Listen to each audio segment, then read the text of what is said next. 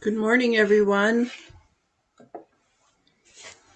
Welcome to Hokyoji Sunday Talk. Can everybody hear me all right? And Shodo, why don't you say something too, so we know that we can hear you all right? Yes, good morning. Can everyone hear me? Excellent. Okay.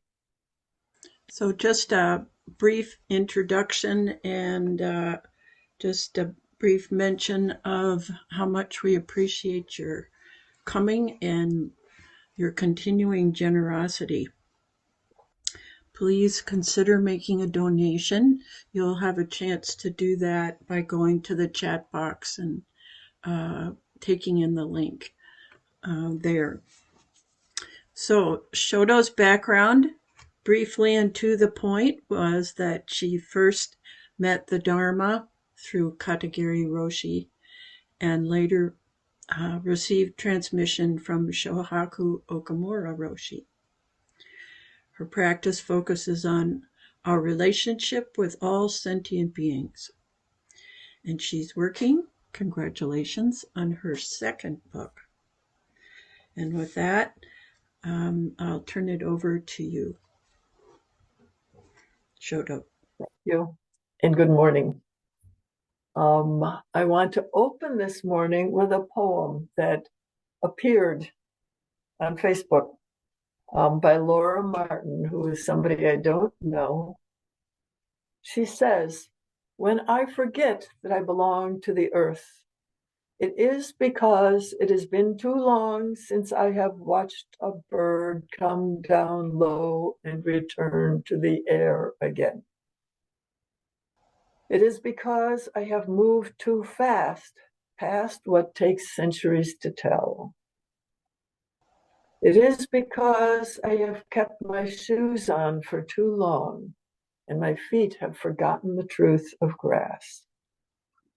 So now I work to remember that I belong to grass and to grief, to noticing the way that winter sun comes and gives her declaration of faith, to the way that water is its own miracle, salty or fresh, rushing or still, just like we are."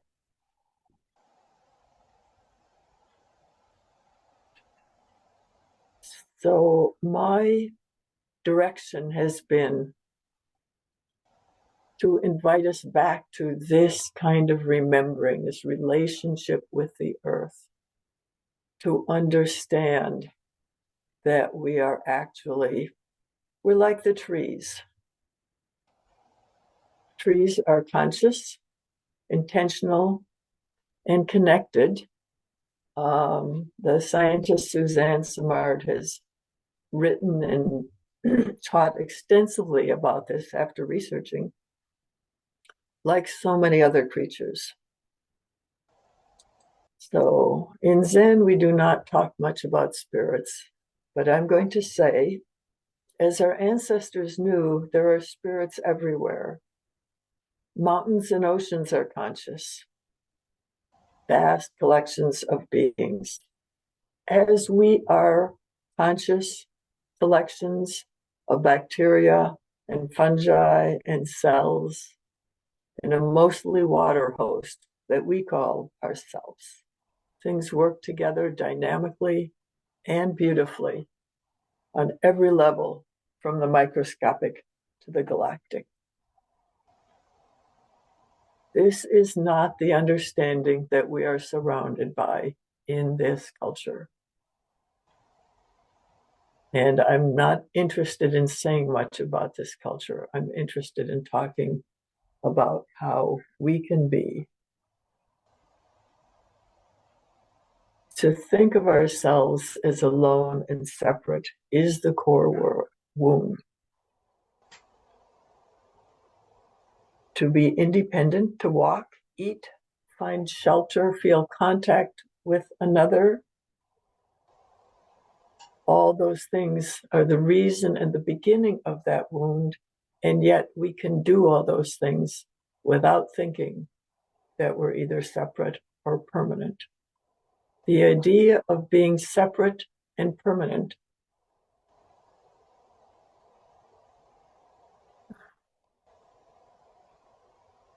is just, it's a difficulty. It's a problem. Permanence suggests that we can be annihilated, and we don't want to be annihilated. So this separate, independent, permanent self is a self of fear. And we can be very grateful that that's an illusion, that reality is somewhere else. I'm not going to talk about the absolute. I'm going to talk about what Katagiri Roshi called total dynamic working. Everything creates everything else. We are created and we create.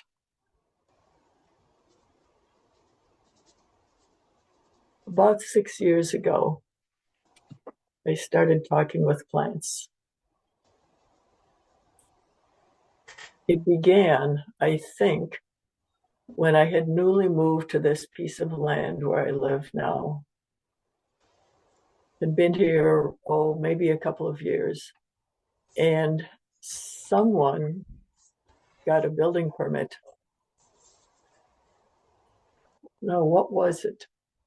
A building permit. It was possible to build on the land next door, which was about 30 acres, and which was part of what I considered my wild space. I was heartbroken. I thought about leaving. And on the suggestion of a friend who's also a healer, I went and talked to that earth. I was sitting 5-day sessions at that time, and on the afternoon of the 5th day, I changed from my robes into my jeans and boots and went out and walked up the hill and wandered along the paths, asking for help from the land. I asked the hill, I asked the creek, I asked the oak trees and the black cherry trees and the grasses. I even asked the buckthorn, and I asked them to protect themselves from being mowed down or plowed or, whatever else would be involved. And at the end of that afternoon, well, before the end of that afternoon, I could feel them answering me. The details are not so vivid now. I remember noticing that even the buckthorn said yes. And the buckthorn had to know that I intended to cut them down or pull them up. But I went away from that afternoon with a sense of being connected with the beings of that space. And I was at peace, even though I still didn't know what was going to happen. And a year or two later, I saw that the zoning on the space had changed. And it was now in the Wild and Scenic District, where all of my land is. And I went, wow. Of course, it turned out that they have parked a building right there. And there's now a rough driveway and a cleared building site there. And when I saw it, I thought about leaving. But that occasion was the first time that I actually tried to communicate with plants and dirt and rocks. There were some times later, in Colorado, I went to something known as an eco-Dharma retreat with David Loy and a couple of other people. And they had us do a solo. Was it one night or two? I think it was 2 nights and about a day and a half. And while I was there, I found myself meeting flowers, meeting trees, asking them questions, and hearing answers.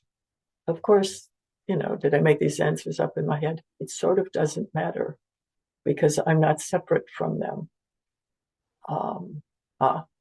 At one point in an evening, a mosquito came around and started buzzing me. And I said, "Could you please wait?" And it went away. That's probably the most tangible thing I can say about that experience. But I have continued to make it my business from time to time to go and meet with characters. Some of them trees, some of them around my land. There are places that I refer to as the altars, the north altar, the central altar, and I occasionally visit them, more in summer than in winter. And when I started talking about this, I was afraid of what people would think. And I noticed, or I have gradually come to notice, that I don't have to be afraid of what people will think. Buddhists usually nod. We know about all sentient beings. And I'm just interacting with them in a little way that maybe we don't always do. Pagans really respond well. They're like, we know exactly what that is. And of course, I learned this from indigenous people, as well as from my own experience and from Buddhism. That trees and rocks and rivers and grasses are alive and conscious has been known for a really long time. And our people have called it superstition.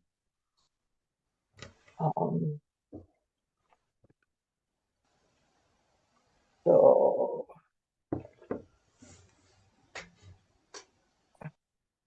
I have to skip ahead.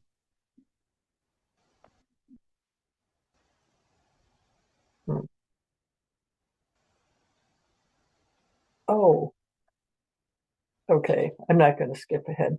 I will get to it later. So I encourage people to communicate, and there's a set of instructions.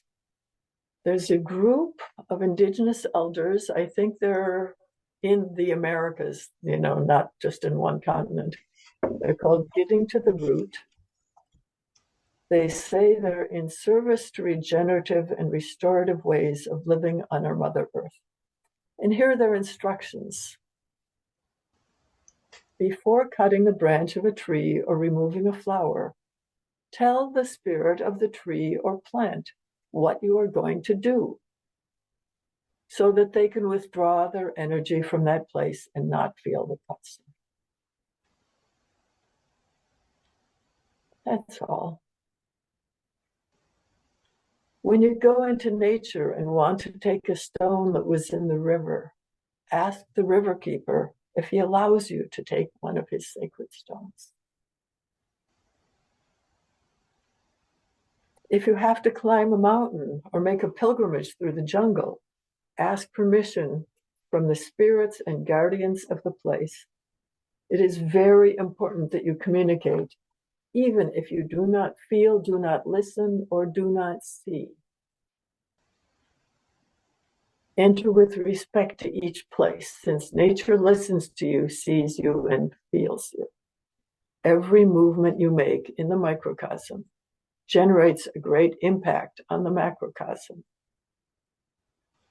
When you approach an animal, give thanks for the medicine it has for you. Honor life in its many forms and be aware that each being is fulfilling its purpose. Nothing was created to fill spaces. Everything and everyone is here, remembering our mission, remembering who we are, and awakening from the sacred dream to return home.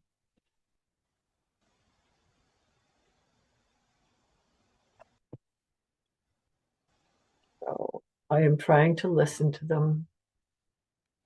And there's an echo when people come to volunteer on the land, or especially if they come for a work retreat. I ask them to ask permission before they cut something, before they dig something. And one of the early people who was here, his name is Sawyer Hitchcock, and he's now in Bloomington at my teacher's temple. He came up with verses, gathas. And he says, suppose you're clearing a path. Together with all beings, I open the way for new life. If you're pulling up invasives, together with all beings, may you return to your true home.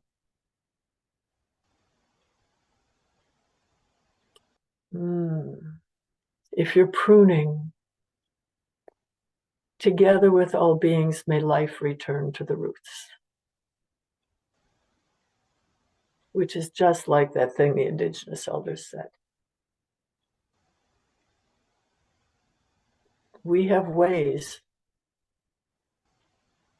in our own tradition that we can meet and greet the other beings that share this planet with us and that create us even as we create them. So the second half of this is about making offerings.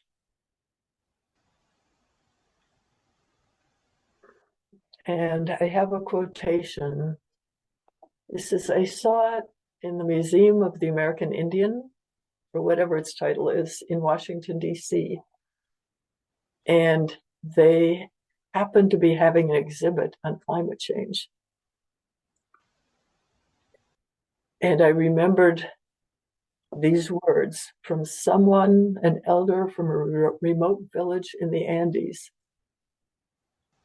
They were having crop failures from climate change. He said, we are having these problems because people are neglecting the ceremonies. He didn't say because the white people have ruined the climate. He said, we're neglecting the ceremonies. I could tell you half a dozen other places where they're saying the same thing, but I won't. And so the responses that I see around me to climate change from within my culture, this culture, have been technological, have been based in science, have assumed that we understand what's going on, and have not assumed that the people who talk to spirits understand what's going on. So I raise this question, what if they're right? What if climate change is actually happening because we're neglecting the ceremonies? We're certainly neglecting them. Even if you just look at people going to church. In Western industrial civilization, our homage goes to consuming things, sports, wars, more consumption. It's like we're dedicated to greed, hate, and delusion. And we don't call it stealing. We don't notice that our lives, our whole culture is based on killing and stealing, which is about the first two precepts. So we forget to be grateful about the gifts of the earth. because we don't understand what we are. So this person and each of us here is a speck of consciousness. We are eyes, ears, nose, tongue, body sensations.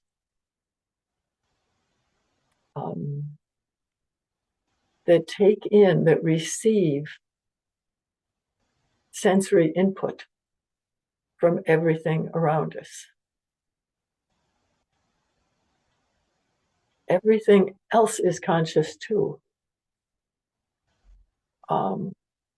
My position is that not just living things, not just what we call sentient things, but that everything is made up of consciousness, a grain of sand, a molecule.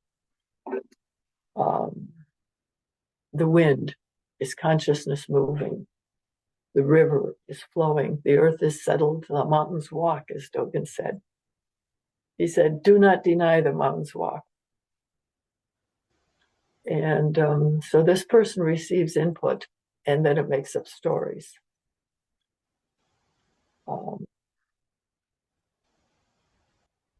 I'm making up stories too. I'm making up a story that we could be in harmony, that all these other beings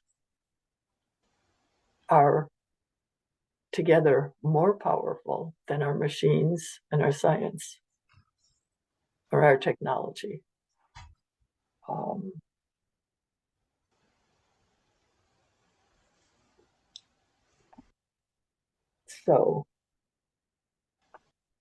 So I say this not as something that I can prove. I'm not going to do research on it. I collect stories. I have a fair library now of stories about conscious beings.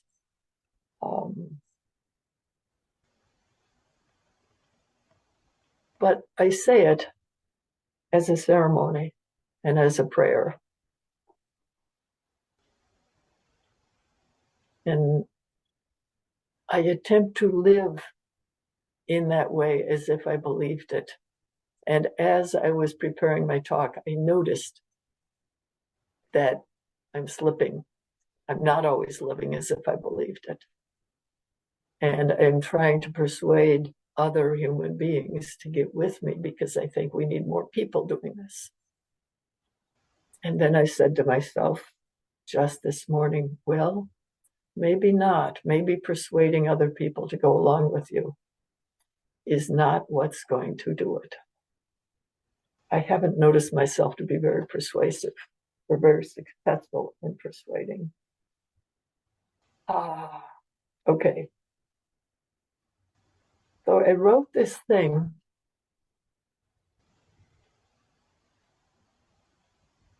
which really is describing Indra's net for people who don't already know Indra's net. So I'm just going to read it. There is an essential quality of beings in the world, not just human beings, but all beings. We are specks of consciousness. We are part of a vast wave made up of all of us, moving and powerful and roaring. Shall we say singing? And that wave is everything that is.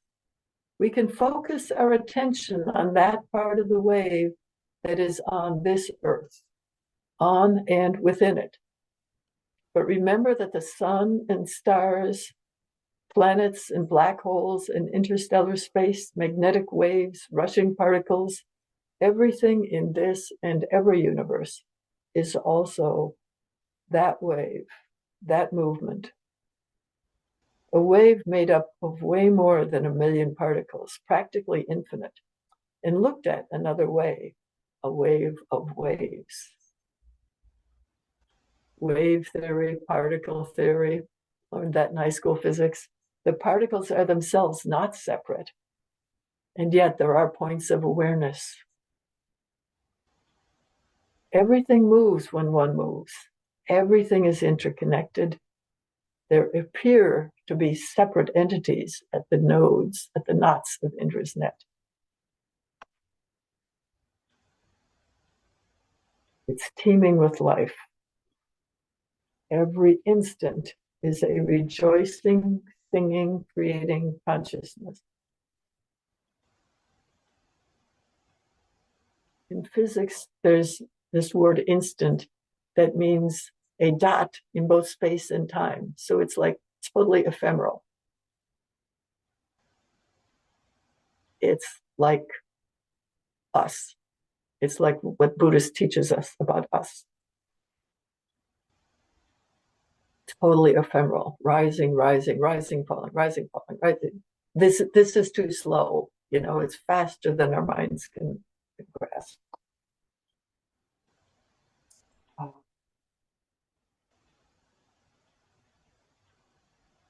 So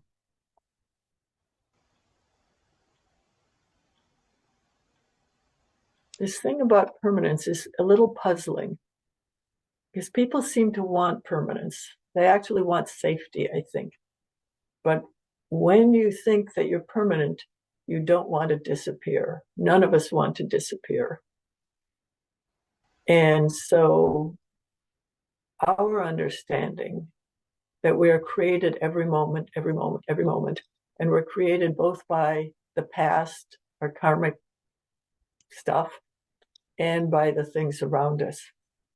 Now, who would rather be frozen? Who would rather be permanent? I don't know. But I'm in favor of change and being. This is a story that works for me. I haven't seen it, but I like the story. And then just a little something about giving thanks and making offerings. So first we offer thanks, acknowledging the gifts that we're receiving. We can make offerings to any point of consciousness, another person, a physical entity, a spirit that we may just be imagining, to the river, to the mountain, to the island, the continent, to the forest as well as the tree, to the mycelium as well as the mushroom that we pick and eat. And what's an offering? What is a real offering? It's not something you buy in the store. Real offering is yourself. And so when we chant with attention, with our full voice. A lot of the things that we do, a lot of the practices in Zen are offerings. When I received my first rakusu and later my robe, it came with a whole bunch of instructions. Don't let it touch the floor. Put it on your head and say a chant before you wear it. Don't go into the bathroom with it. And if you've watched priests and ceremony leaders adjusting their robes, fiddling with exactly how it looks and making sure it's straight and then fiddling with it again, that's an offering. It's an offering. I wrote, make yourself a work of art. But within our specific tradition, just as it's been for hundreds of years, fiddling with your robes is an offering. And making a bow that is wholehearted, that's the best bow you can make. Building an altar. I've sometimes found myself out in the woods and feeling grateful with nothing on me to make an offering with, and I build an altar. Recently, well, last summer, I think, I went out to one of the altars on this land, which is not an altar that I built. I just noticed it. And I called it an altar. But I went out there and chanted the Daihi Shindrani. to what feels like. So I imagine spirits in those rocks. And sometimes I think about how they're connected all the way up to northern Minnesota and, of course, beyond that. But I was thinking about the pipeline struggles. And, of course, they're connected all the way south. You know, the whole earth is right there. So I took my tradition that I've lived with for almost 40 years, and I chanted words, translated the words of gratitude and their praise to Avalokiteshvara, and I offered that to this natural world where there are no carved Buddha statues or no candles. There are thousands of ways to make an offering. I will mention that one of those ways is witnessing. We see each other and we hear each other, and thus we create each other and we create the world around us. There was a time, more than 20 years ago, that I had the thought of dedicating all the merit of my entire day and to give it to, I don't know, peace, healing, all beings. I don't remember what I said, but I remember what it was like to do that. So at the end of the day, I think I said a verse. But all throughout the day, there was a different kind of life in my life. There was, what I do has an impact.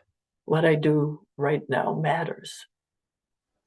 And so it helped me to feel the way that I create. Just as in the Jiji Uzumai text, it talks about when we sit in Zazen, we're receiving all these blessings from all the other beings, and we're giving it back. That's basically what Jiji Uzumai says to me. Well, it's a little summary of my favorite part.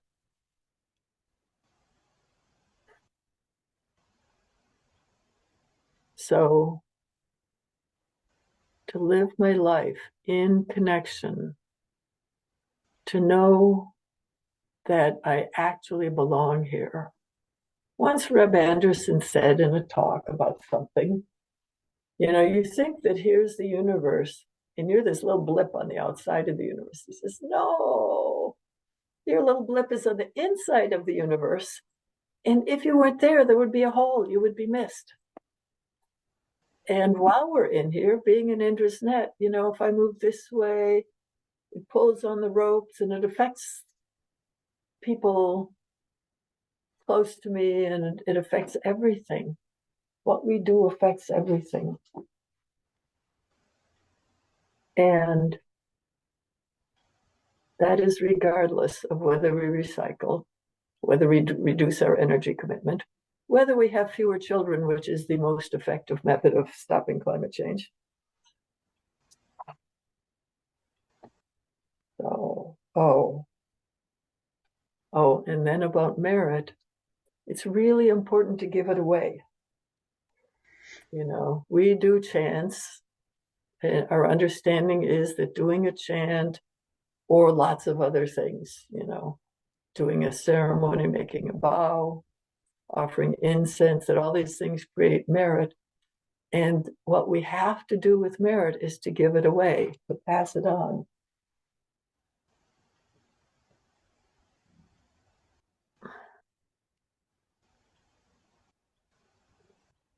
If we did not give away the merit, we would be buying and selling. And there are Buddhists who do that. They chant for things. They're Soka Gakkai.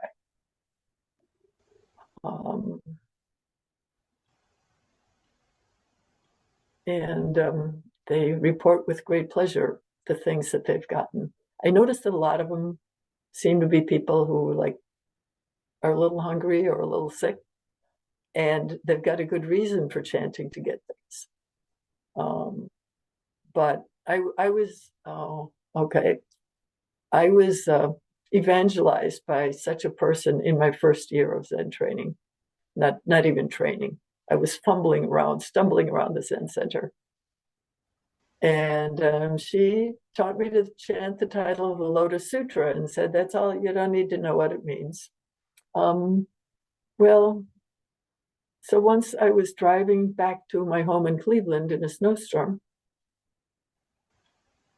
and I was chanting, and there were cars off to the side of the road, and they were closing roads, and I just kept driving and chanting. Well, if I had known that people were dying by freezing to death, I would have stopped and tried to help somebody. But I was just lost in my little world, thinking that, the public safety forces were taking care of other people. I arrived 2 hours early, not to mention safe. And for the rest of the time that I was doing that drive, it was 2 hours shorter. Now that's kind of amazing. And I don't think it's important, except that it's like there's stuff going on that we do not understand. I think that's why I mention it. And yet, it's doing business. I was chanting to take care of my life. And we do have to take care of our lives, but we have to do this other thing. There's no transaction in Zazen itself.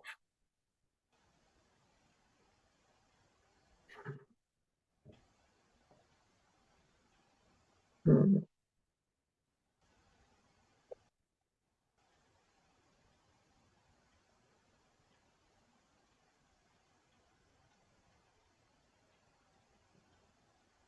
So I think I'll say just one more line, and then I'll stop for hopefully questions and discussion. So when we do a chant and give away the merit, we are doing this so that we're not caught in business, that we're not turning our spiritual practice into a transaction.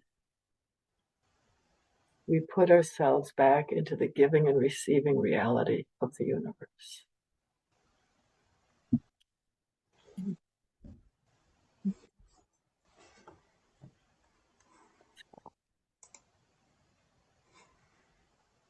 So now's a good time for questions, comments, and sharing. Just remember to unmute yourself if you can do that.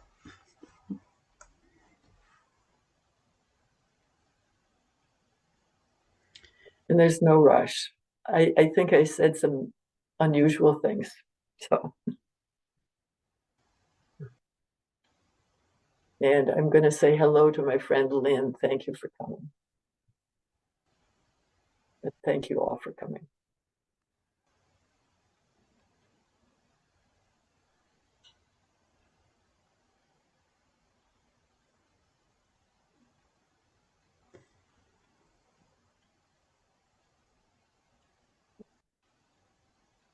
Go ahead, Laura.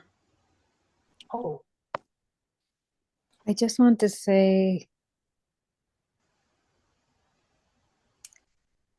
thank you.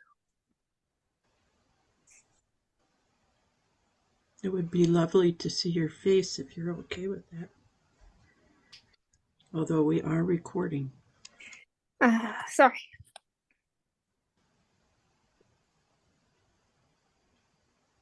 oh, Thank okay. you. I hear you.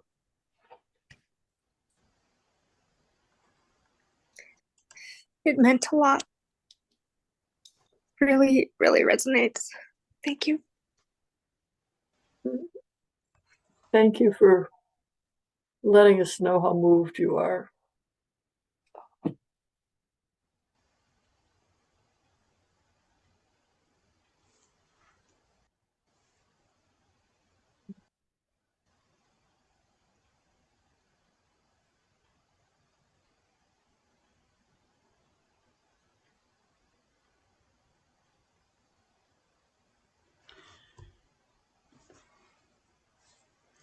Well, I'm with you, Laura. I felt very moved and inspired, and my whole body is in a different energy mode than when I started. I just really appreciate the your delivery as well, Shodo. There's just what you're saying is somehow reflected in your energy. And by the way, you managed to stay on screen the whole time. We talked at the beginning, Yes.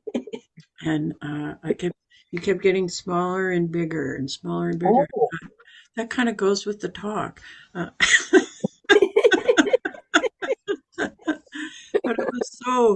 it's just really, I like hanging out with your talks. I haven't read your first book, and of course, your second one's not yet available, but I'm privileged to have had contact with you almost from the time I discovered Buddhism.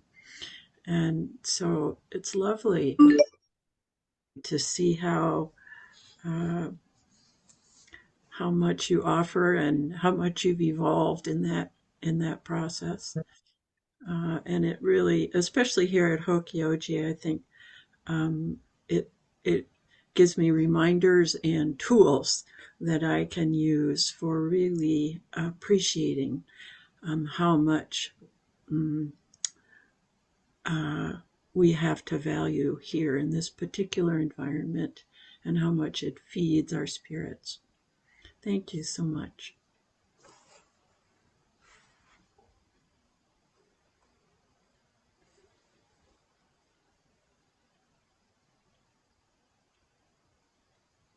Yes, please.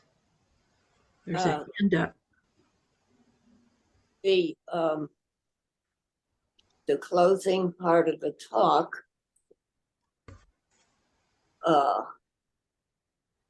when you do something and give away the merit, you're recycling merit, basically, or karma. And in my mind, that parallels the physical reality that life couldn't exist without recycling. And so, in the sense of science, life recycles. We know that, but in our culture we don't include merit or karma really in the process of the recycling. We just talk about the physical recycling, which I was writing about this morning, so that comes into my mind. the parallel of the non-physical with the physical is ignored in our culture. I think you brought that out. Yeah. Thank you for it's like nothing to add, but that is a context. It's good context. Hmm.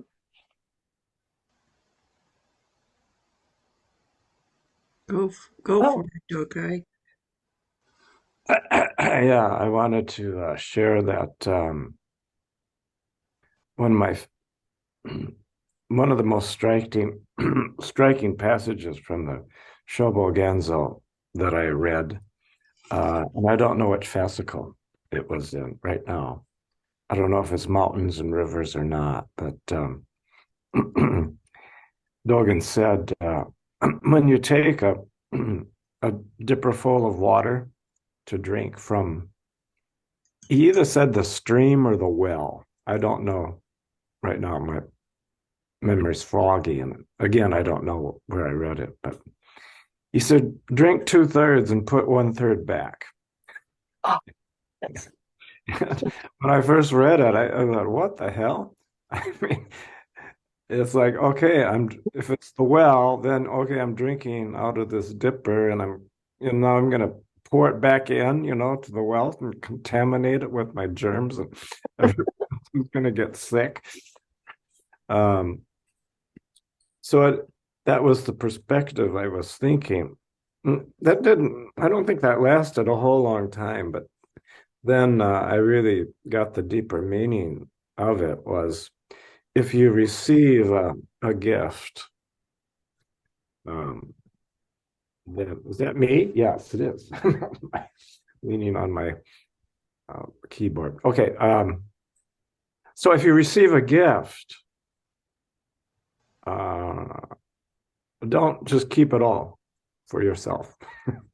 That's the point. It's like if and it's, of course, it's the practical experience for me is at Hokyoji, where when I first moved there, we had an operating budget of $10,000 per year, and now we get quite a few more donations than that, relatively speaking. But it's also okay. People give to Hokyoji, so how do we give part of those donations back? I mean, most of it is practice. Just we do the practice. That's the biggest gift. But some of it's financial. You get a financial, and it's gifts in every realm that you can receive, be they financial or material or otherwise. But the important part is he doesn't say, take a dip from the well and then pour it all back. It's not like you give it all away again, but a significant part, maybe half of what you receive, you try to give back again. So that's kind of a model I've tried to follow, and it makes perfect sense to me. So thank you. Thank you for that. I am going to mention that part of my history, part of what feeds me is the year I spent at Hokyoji. This was later than the year that Dokai spent at Hokyoji. And I had a car and I had electricity. There were 2 electrical outlets in the teacher's cabin. So I was like in the lap of luxury. But just to live in such a space and to be surrounded by the beauty of the earth is amazing. Oh, I just thought this matter of talking to plants and things. So one day it occurred to me that I could treat human beings that way. And so I kind of mentally went and I thought about, I don't know if I picked on the neighbors who I have difficulty with or some more unspecified group of people. But I know that I sat there for a few hours kind of trying to reach towards them. And there were no visible responses that I'm aware of, but I felt a little more at peace. And I had the thought, oh, I should do this again. And of course, I completely forgot. But if I treated human beings as well as I treat trees, no. If I treated human beings that I don't like, that I think are destroying the earth, if I treated them as well as I treat everyone else, who knows how my life would change. So,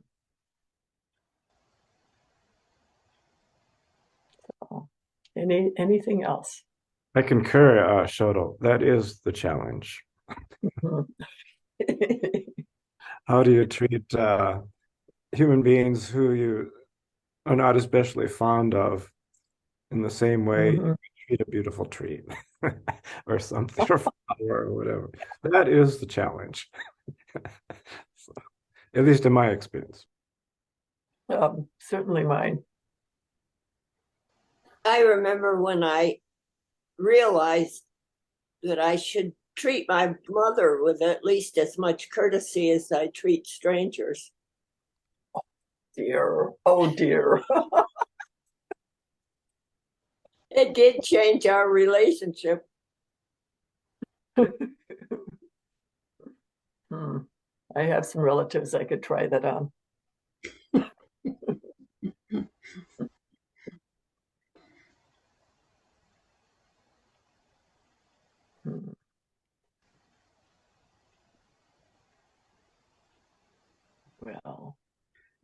Well, Aaron. I realize there's not an awful lot of time. I just thought I'd maybe ask, could you describe your place there a little bit? Kind of what's there and what you do there? Oh, okay.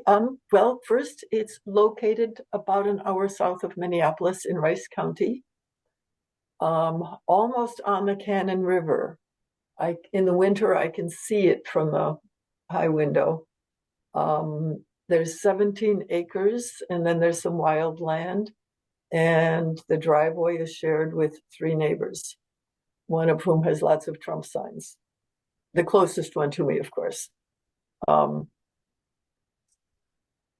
me see the land. About half of it, about 8 acres, is up on the hill, and it's a combination of woodland and other trees and bushes, and some of the trees I now know to be invasive, and that means I have to think about how to relate to them.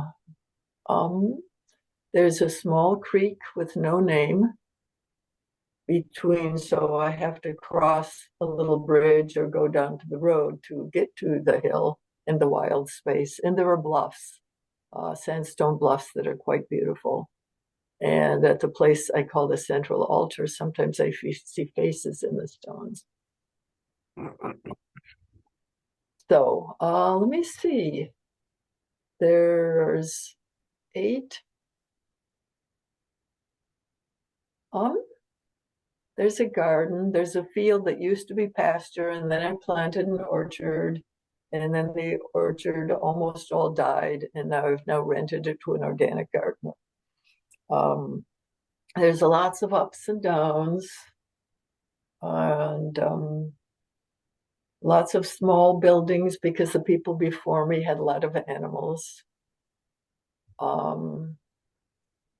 The house where I'm sitting is a converted barn, and last spring I paid people to knock out a big chunk of the south wall so I have more sunlight, and now I have 4 bedrooms where there were 3, where there was 1 originally. There's a Zendo in the basement with terrible Wi-Fi connections. And what would I say? It's light and sunny. It's there's a lot of trees. It's pretty wild. It's pretty quiet. Sometimes I can hear the freeway in the distance, but it's soft. And if someone drives down the road, I usually notice it because there's not a lot of traffic. People walk down this road just if they want to take a nice walk. What else? Oh, so when I first came here, I wanted to do Sanshinji style.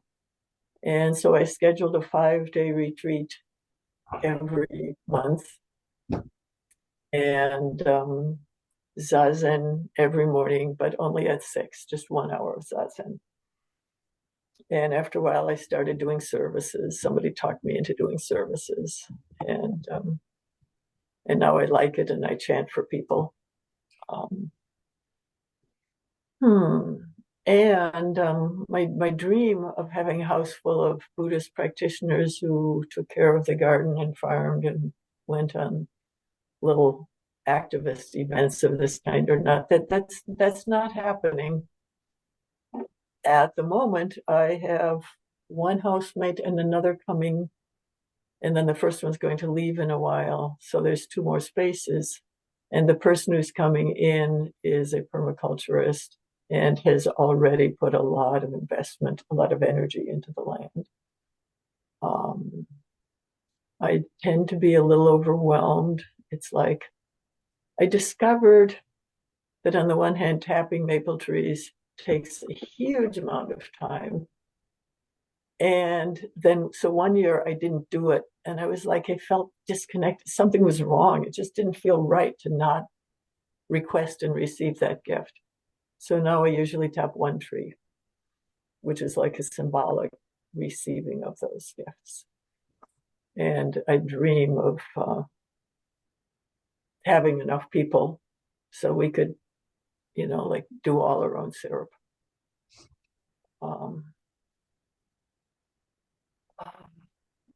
See, what else? Ask another question. I'm kind of wandering around. Oh, that's perfect. Thank you. Yeah, just Okay, get yes. space. Visitors Thank you. welcome. Visitors welcome. Oh, website is mountainsandwatersalliance.org.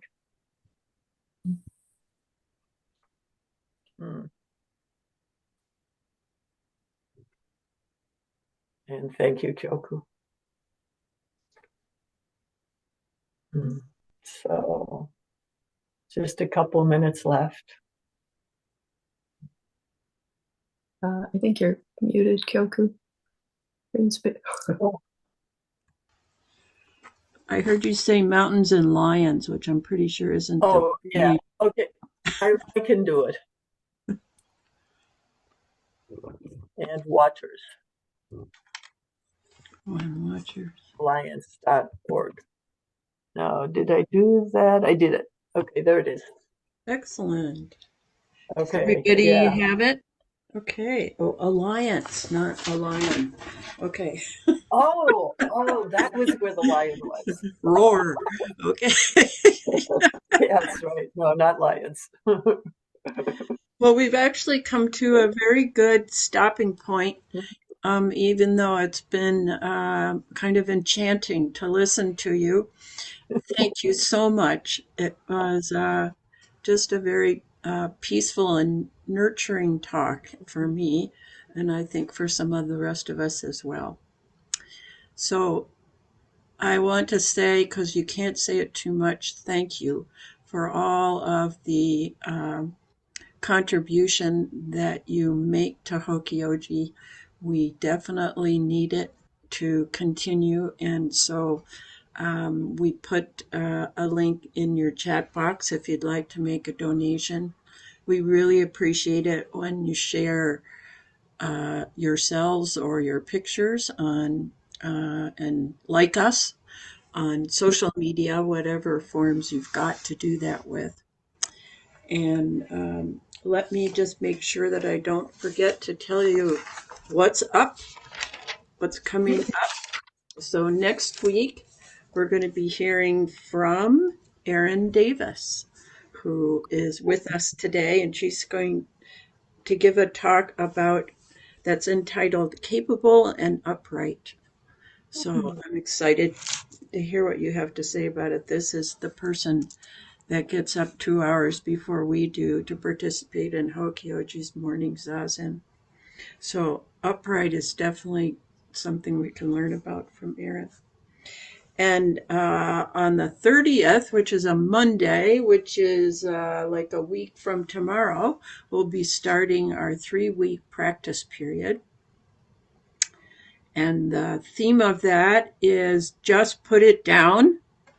We'll have 2 weeks where we can do study practice. You can participate in 1 week, or we've got one person that's doing the first week. And then in the third week, we'll have a sesshin, and we will have the opportunity to take in a shuso ceremony for Jushin Stephen Butcher, who is going to speak to the theme. Just put it down. So a lot coming. Then we have some space, and then we'll be starting really our spring and rest of the year program.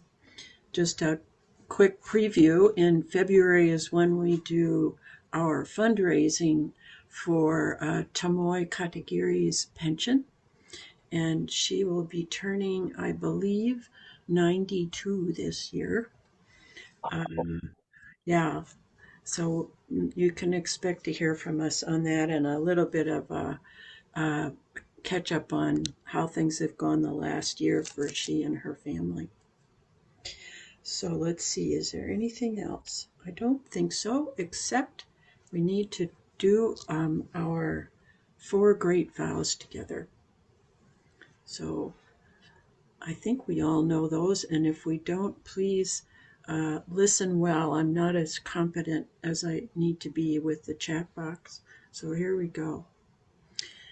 Beings are numberless. I vow to free them. Delusions are inexhaustible. I vow to end them. Dharma gates are boundless. I vow to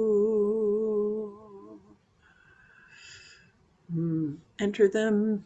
The Buddha way is unsurpassable.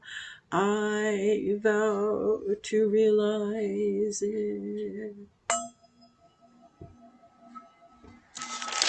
I lost my concentration. Have a wonderful day. Enjoy whatever environment you are in, and most certainly give back whatever you receive at whatever level you can manage. And thanks for being part of the world as we know it and Indra's net as we know it. However mistaken we may be in our pictures of it. The spirit that we offer it penetrate. Thank you. Bye-bye. Bye.